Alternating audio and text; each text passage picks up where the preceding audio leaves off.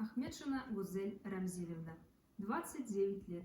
Бураевский район, село Бураево. Равиль Бикбаев. Урай.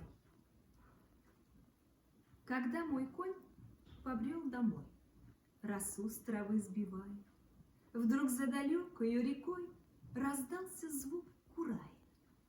И надо мною синева вдруг вспыхнула яснее, и посветлевшая трава сверкнула зеленее.